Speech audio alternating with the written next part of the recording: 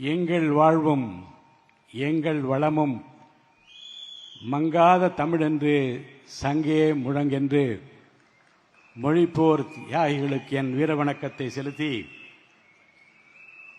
ஒற்றுமையாய் வாழ்வதாலே என்றும் நன்மையே, வேற்றுமையை வளர்ப்பதனாலே விளையும் தீமையே என்கின்ற அந்த தலைப்பிலே பேசுகின்ற வாய்ப்பை எனக்கு அளித்திருக்கிற தமிழக வெற்றிக் கழகத்தின் தளபதி, தலைவர், வருங்கால முதல்வர், மக்கள் போற்றுகிற தலைவர் அவர்களுக்கு என்னுடைய நெஞ்சார்ந்த நன்றியை நான் முதற்கண் புலப்படுத்திக் கொள்கிறேன்.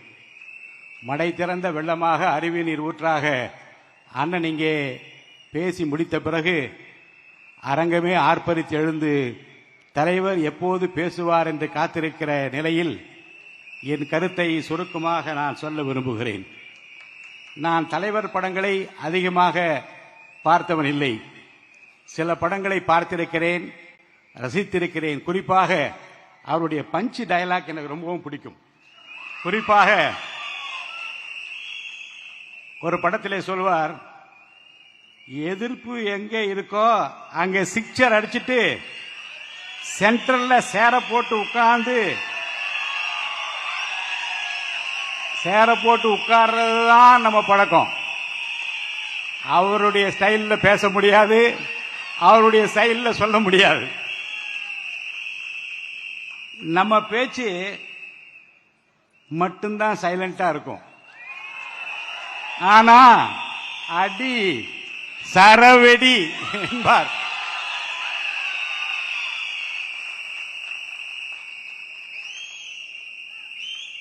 பிகிலே கப்பு முக்கியம். அந்த முதலமைச்சர் கோப்பையை பெறுவதற்காக அந்த முதலமைச்சர் கோப்பையை தங்கத்தட்டிலே வைத்து உங்களுக்கு அளிப்பதற்காக தமிழக மக்கள் தயாராகிவிட்டார் என்பதனுடைய அடையாளம் தான் தமிழகம் முழுவதும் ஆர்ப்பரித்து எழுந்து. இன்னொரு படத்திலே ஒரு பஞ்சு டயலாக் சொல்லுவார். என்ன சொன்ன? உங்க ஏரியாவா, இந்த ஏரியா, அந்த ஏரியாவா, அந்த இடம், இந்த இடம், எனக்கு பயம் கிடையாதுடா, ஏன்னா ஆல் ஏரியாவிலும் நான் தான் கில்லி என்பார். ஆம் நண்பர்களே, வட தமிழ்நாடு, தென் தமிழ்நாடு,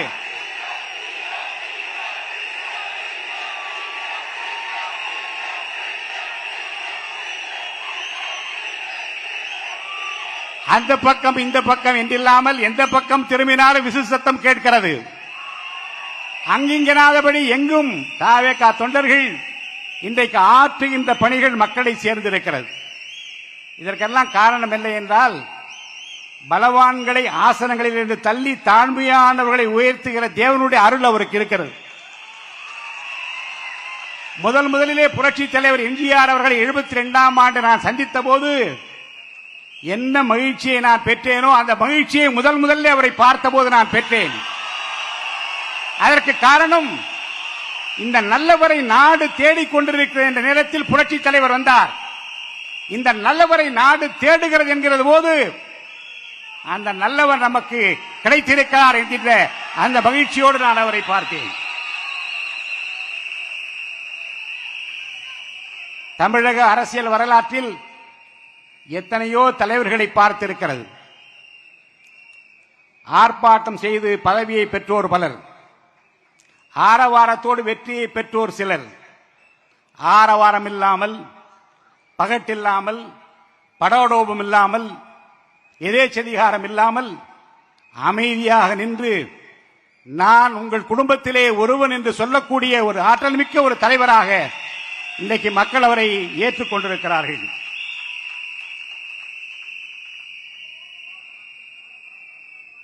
மேடையிலே வீற்றிருக்கின்ற அவர் நிழலாக பணியாற்றிக் கொண்டிருக்கிற பொதுச் செயலாளர் உட்பட அனைத்து நிர்வாகிகளையும் நான் இங்கே வணங்கி, மாவட்ட செயலாளர்கள், ஒன்றிய செயலாளர்கள், நகர செயலாளர்கள், பேரூராட்சி செயலாளர்கள் என்று கூற்றுடன்று எதிர்வரினும் கூடி எதிர்க்கிற ஆற்றல் படை இங்கிருக்கிறது பார் என்று சொல்லுகிற தமிழக வெற்றி கழகத்தினுடைய தூய உள்ளமிக்க தொண்டர்களே, நண்பர்களே, நேரம் நெருங்கிக் கொண்டிருக்கிறது. யாரை வீட்டுக்கு அனுப்ப வேண்டுமோ அவரை வீட்டுக்கு அனுப்பிவிட்டு யாரை கோட்டைக்கு அனுப்ப வேண்டுமோ அவரை கோட்டைக்கு அனுப்புவதற்கு இன்றைக்கு மக்கள் தயாராகிவிட்டார்கள். ஆனால் ஒன்றை இந்த அரங்கத்திலே வந்திருக்கின்ற தாவேகா நிர்வாகிகள், மேடையில் இருப்போர் உட்பட அத்தனை பேர் உள்ளத்திலும் ஏற்றுக்கொள்ள வேண்டிய ஒரு கருத்து, ஒரு தாய் மக்கள் நாம் என்போம், ஒன்றே எங்கள் குலம் என்போம், தலைவன் ஒருவன் தான் என்போம், சமரசம் எங்கள் வாழ்வென்போம், ஒரு தாய் மக்கள் நாம் என்போம். ஒன்றுபட்டால் உண்டு வாழ்வு, நம்மில் ஒற்றுமை நீங்கில் அனைவருக்கும் தாழ்வு, நன்றிது தேர்ந்திடல் வேண்டும், இந்த ஞானம் வந்தார்பின் நமக்கெது வேண்டும் என்று பாடினான் பாரதி. அந்த ஒற்றுமைதான் இன்றைக்கு தமிழக வெற்றி கழகத்தை பொறுத்தவரைக்கும் அடிப்படையாக இருக்கின்றது. காரணம் என்ன என்றால், தேர்தல் களம் அமைய இருக்கிறது. வெற்றிக்கனி பறிப்பதற்கு அத்தனை பேரும் தயாராக இருக்கின்றோம். ஆனால் சூழ்ச்சி செய்வோர், ஏளனம் செய்தோர், ஏகடியம் பேசியோர் எப்படியும் நம்மை வீழ்த்திவிட வேண்டும் என்பதற்காக களத்திலே வியூகத்தை வகுத்துக் கொண்டிருக்கின்றார்கள். மறந்து விடாதீர்கள். இதுகாரும் கடந்த 35 ஆண்டு காலமாக, 30 ஆண்டு காலமாக, 25 ஆண்டு காலமாக, 20 ஆண்டு காலமாக என்று வருடத்தை கணக்கிட்டு பார்த்தால் வாழ்நாள் முழுவதும் என் தங்க தலைவனுக்காக, தளபதிக்காக இருக்கிறேன் என்று சொல்லுகிற உங்கள் ஆற்றலை, உங்கள் அறிவை, உங்கள் திறமையை இன்றைக்கு சோதித்து பார்ப்பதற்கு, வியூகங்களை வகுப்பதற்கு, குள்ளநெறி தந்திரங்கள் செய்வதற்கு சிலர் புறப்படுவார்கள். விழிப்புடன் இருக்க வேண்டும், ஒற்றுமையுடன் இருக்க வேண்டும். ஜாதி, மதம், இனம், மொழி என்று யாரும் பிரித்து விடாதபடி, அந்த மாவட்டத்துக்காரன், இந்த மாவட்டத்துக்காரன், அந்த மொழிக்காரன், இந்த மொழிக்காரன், அந்த ஜாதிக்காரன், இந்த ஜாதிக்காரன் என்றல்ல. நான் ஏற்கனவே சொன்னேனே, ரொம்ப அருமையாக அவர் பேசிய அந்த பஞ்சு டயலாக் நான் சொன்னேனே, இந்த ஏரியா அந்த ஏரியா அல்ல, எல்லா இடத்திலும் அவர்தான் கில்லி என்பதை மனதிலே வைத்து அந்த ஒற்றுமை உணர்வை நீங்கள் காட்ட வேண்டிய ஒரு தருணத்திலே இருக்க வேண்டும்.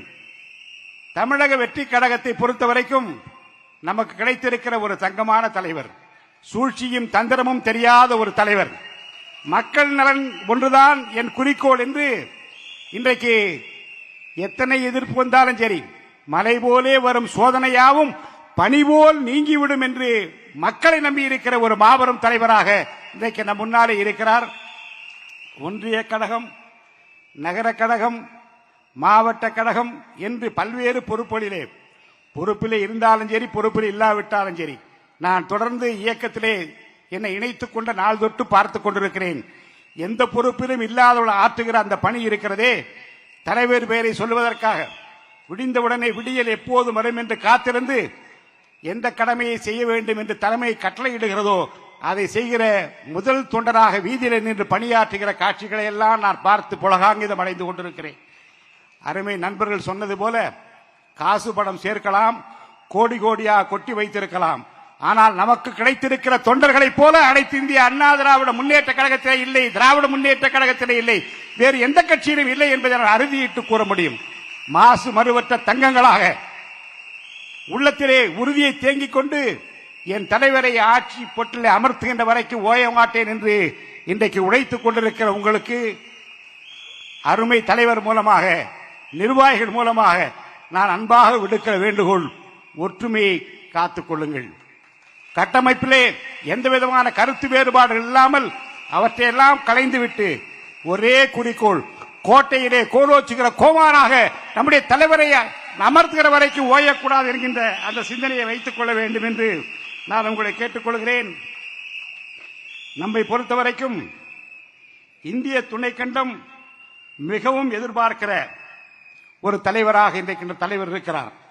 தமிழ்நாட்டு மக்கள் மட்டுமல்ல, இந்திய துணைக்கண்டமே வியப்பால் விழிகளை உயர்த்தி இங்கே ஒரு தலைவரா என்று சொல்லக்கூடிய ஆற்றல் மிக்க ஒரு தளபதியாக இன்றைக்கு இந்திய மக்கள் அவரை பார்த்துக் கொண்டிருக்கிறார்கள். நம்மை பொறுத்தவரைக்கும் சோதனைகள் எது வந்தாலும் அதை அமைதியாக புன்சிரிப்போடு ஏற்றுக்கொண்டு பதிலேதும் சொல்லாமல் இறைவன் தனக்கு தந்திருக்கின்ற அந்த வாய்ப்பினை மக்கள் பணி ஆற்றுவதற்காகவே மட்டுமே சொல்லக்கூடிய ஒரு மாபெரும் தலைவரை பெற்றிருப்பதிலே நாம் எல்லாம் மகிழ்ச்சி அடைகின்றோம். நேரம் நெருங்கிவிட்டது. தமிழக வெற்றி கழகத்தினுடைய தொண்டர்கள் நாம் ஆற்ற வேண்டிய பணிகள் அநேகம் இருக்கிறது. வெளியிலே சொல்லுகின்றார்கள் கட்டமைப்பு இல்லை என்று. யார் சொன்னது? தமிழக வெற்றி கழகத்திற்கு கிடைத்திருக்கிற தங்கங்கள், தமிழக வெற்றி கழகத்துக்கு கிடைத்திருக்கிற அந்த தொண்டர்கள் காலம் காலமாக போற்றி பாதுகாத்திருக்கிற அந்த பண்பாட்டை, பாரம்பரியத்தை நிறைக்க செய்கின்ற வகையிலே ஆற்றி வருகிற பணிகள், அவற்றுக்கெல்லாம் முத்தாய்ப்பு வைத்தார் போல இந்த தேர்தல் களம் அமைய இருக்கிறது. அமைதி காப்போம். தலைவருடைய கண்ணசைவிலே அவர் என்ன சொல்லுகின்றார், எந்த நடவடிக்கை எடுக்க வேண்டும் என்று அவர் விரும்புகின்றாரோ, யாரை சுட்டிக்காட்டுகின்றாரோ, அவர் கண்ணசைவிலே யாரை பார்க்கின்றீர்களோ, வெற்றி களத்திலே அவர்களை கொண்டு வந்து சேர்ப்பதற்கு நமக்கு அடிப்படை தேவை ஒற்றுமைதான். அந்த ஒற்றுமை உணர்வு மட்டும் நிரம்பி நிற்குமேயானால் நம்மை வீழ்த்துகிற வெல்லுகிற சக்தி இந்த தமிழ்நாட்டிலே இல்லை என்பதை நான் அறுதியிட்டு சொல்லி,